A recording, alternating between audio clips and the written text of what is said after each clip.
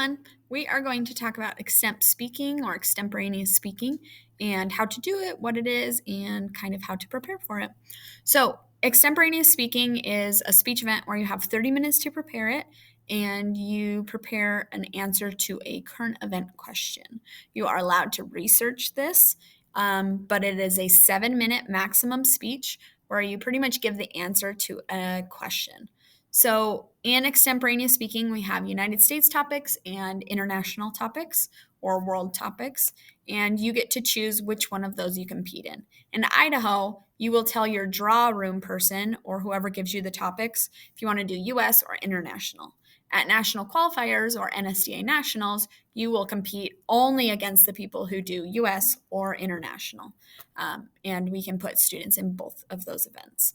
So, for Extemp, you practice by learning about current events, learning about other things to use as attention getters, and then you go to the tournament. At the tournament, you'll go to the draw room, which is the same for like radio or retold.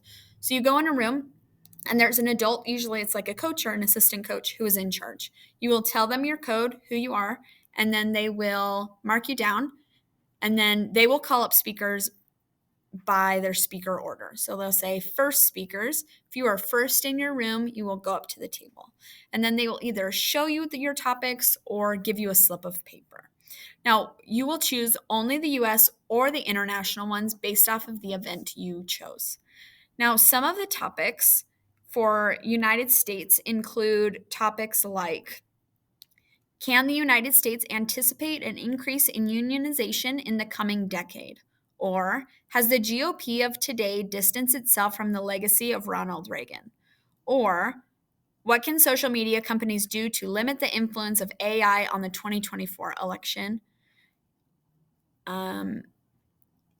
Or what steps can the government take to reduce the amount of food that is going into landfills? So those are US topics. If you choose US Extemp, you need to be aware of topics that are polarizing or too political. Now, by doing Extemp, I would always suggest staying away from the really, really political topics because you don't know if your judge is a Republican, a Democrat, or somewhere in between.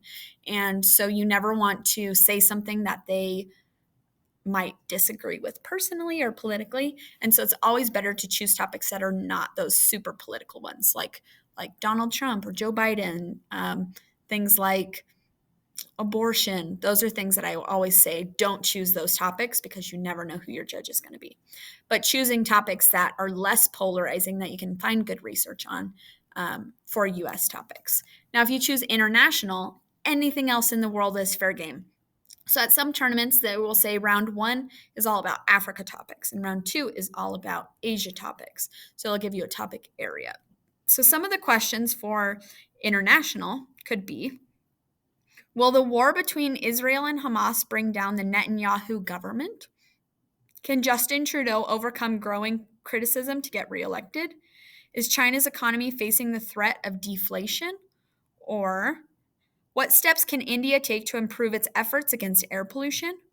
Or what would be necessary to revive a two-state solution for Israel and Palestine? So usually with international topics, you know less about them because there's a ton of topics that can be covered. So you have to spend a little bit of your prep time learning more about them. But a plus to international topics is your judge probably doesn't know as much about that topic, so you more get to teach them about it instead of have to kind of navigate around their personal or political opinions on something. So let's talk about the strategy and how to prepare for Extemp.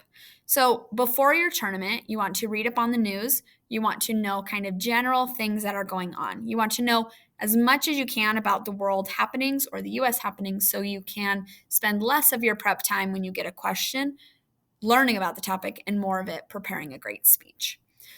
Now, once you get to the tournament and you go in the draw room, the draw person is going to call you up and they will give you 3 topics, 3 US or 3 international. Within the first few seconds, you need to choose which topic you want. So pretty much you read through each and you go, let's choose that one. If you don't know anything about any of them, choose one and you'll learn about it. If you're doing domestic, read through them, make sure to cross out any ones that are super political or too personal, and choose from the others. You don't have to know about the topic to choose it because you'll have time to learn about it. But if you do know about the topic, those ones are pretty nice ones to choose. So you tell your draw person which topic you'll be using. So I'll say topic 1, topic 3. Or I might say, if they're listed A, B, C, D, E, I might say topic E or topic A. They will write it down and I go immediately back to my seat. As soon as I tell them my question, I start my timer. You have 30 minutes to prepare. Now, some tournaments in Idaho will shut this or cut this short a little bit. So they might say you have 25 minutes to prepare, and then you have 5 minutes to walk to your room, and then you start speaking right at 30 minutes. So you have a little less than 30 minutes. But at tournaments like nationals or national qualifier, you'll have 30 full minutes to prepare. So once you get your topic, you should divide up your time. So the first 10 minutes I would spend learning about your topic and brainstorming ideas. So you open up your computer, you go online, you Google stuff, you write notes, you want to learn as much as you can about the topic, and your topic again is listed as a question. Then you are going to, after that 10 minutes, you're going to start writing your speech. So if you don't know anything about the topic and it's an international topic, you might need a little bit more time to learn about your topic, but take no more than like 12 minutes. After you've brainstormed and gotten an initial viewpoint on the topic, then you're writing. And you're not writing this word for word. You're going to write it in an outline format with phrases. So I would get out a notebook or note cards and write down each piece. Now, the different pieces you want to include in a good extemp. Your introduction should start with an attention getter. And that should not just be you talking about the topic. A lot of people make that mistake in extemp. They'll start right about talking about the topic, and that is a fatal flaw because it doesn't grab our attention. Talk about a movie, a story, a book, some current event that's like fun or engaging, something you saw on social media. Then you're going to connect it to the topic and then give us your question. So one of my favorite extemps was from the national champion at NSDA Nationals 2 years ago. And she started by talking about this fun exchange on Twitter. She's giving this exchange, talking about what world leaders are tweeting. And then she connects it to what the Brazil leader says, and then connects it to a question about the Brazilian leader. So then she says, which leads us to today's question. Will blah, blah, blah do blah, blah, blah? That's where you state your question. So attention getter, connect it, give the question. Then you want to answer the question. So I'll say yes or no, or this is how. Now, there are close-ended questions and open-ended questions in extemp. Close-ended questions are usually asking for a yes or no. Open-ended questions are asking for reasons or steps we can take. So it's less of a yes or no and more of like a list or something. So you're going to give the question and then you're going to answer it right away. So I'd say, what can Americans do to keep unwanted things out of the landfill? The answer to this is there's actually 3 things we can do. This, and this. And those 3 things would be my 3 main points. If the answer is yes or no, so I'd say, which leads us to today's question, should the United States incarcerate less people to blah, blah, blah? And I'd say the answer to this question is yes, because reason 1, reason 2, reason 3, and those are my 3 main points. So after I list the titles of my 3 points, then I'm going to move physically in my speaker's diamond to my first point. In each of your points, you want to explain the point, you want to back it up with sources, and you want to say the sources with like the name of the source or the author name and the date. So I'd say CNN 2022 or CNN April 2023 if it's this year. And then you kind of keep citing sources, explaining your point, give impacts to your point, why this matters, what could this lead to. You're essentially analyzing and giving information to your judge to learn more about this point. You can talk about different people's opinions on the point, or like what people think about it. You could address misconceptions, but you want to like give an impact of why this matters at the end of the point. Then you would transition to your next point and do the same there and at the end. If you are new to extemp, and especially in Idaho, you could start off doing extemp by giving one source per point. But overall, you want to try to give multiple sources per point. Excellent extemp speakers can do like 3 sources per point, but that's a hard skill and it takes a lot of practice.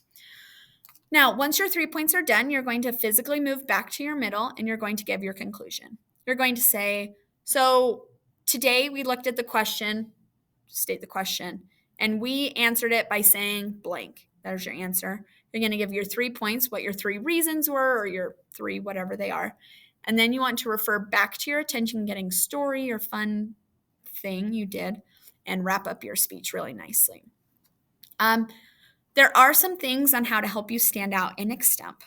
First, having a really engaging attention getter where you can really draw your audience in. You can then use that to transition between your points and re-engage us, give us something that's not current events, and then you end your speech in a really engaging way as well. The second thing is using humor. So that same speaker that I was talking about earlier, she was really good at using humor, and her transitions between her points were jokes. And so they were really fun and lighthearted, and it kept us engaged instead of like getting bored by talking about politics. So she used a lot of really fun, appropriate jokes to transition in her speech. A tip is if you're brand new to Extemp, I would suggest using a note card during your speeches for the first 1 to 2 tournaments. This will help you to learn the event, get practice citing sources, following the correct structure, and then after that, don't use your note card. So if you use a note card in Extemp during your actual speech, you lose 1 rank. And so you don't want to lose a rank if possible, but for the first 2 tournaments, I'd highly suggest doing that so that you can practice correctly. Just realized we didn't finish talking about how to prepare. So after you have done your background, then you're going to write your speech in that outline structure that I just went over. And as soon as you've done that, do that for like 5 to 10 minutes, then you want to get up and practice. The longer you can practice, the more prepared you are going to be for your Extemp speech. So if you can practice for 10 to 15 minutes. And when you practice, you go stand up in front of a wall, face it as if it's your audience, and you're going to physically move, physically talk through your points. It's good because it helps you to practice how to say things or like how to insert your jokes or your attention getter so that it feels natural. And then you're using your notes as you practice so that that's helping you memorize your information. You're not memorizing it word for word, but you're memorizing what your sources are saying and where your sources go and kind of your overall structure. As soon as the draw person says your time is up, you're going to leave the draw room. You'll leave all your stuff there, and then you go to your room and you present. When you get to your room, you need to make sure your judge has the correct person there. You will tell them your question before you start, and you'll also say it in your introduction, and then you'll give your speech. Now, Extemp is a 7-minute speech with a 30-second grace period. Beginning people in Extemp, I would say your goal is to reach 5.5 minutes of speaking, but really people who succeed in Extemp are usually speaking from 6.5 to 7 minutes or going a teeny bit into the grace period. So you really want to hit that 6.5 to 7 minute mark in order to be the most successful in Extemp. If I'm comparing a 4-minute speech versus a 7-minute speech, 7-minute speech is just going to have a lot more context, a lot more content, and so I'm going to be ranking that higher usually. So that's overall the basics of Extemp. If you like current events, if you like learning about what's going on in the world and teaching people about it, if you like not doing the same thing over and over again, I would choose Extemp because we have different topics every round. You get to learn a lot about them and you get to teach people about those things. So that's Extemp. There's a lot of resources on speechanddebate.org for Extemp. They also have sample questions you can use to practice. Let me know if you have any questions.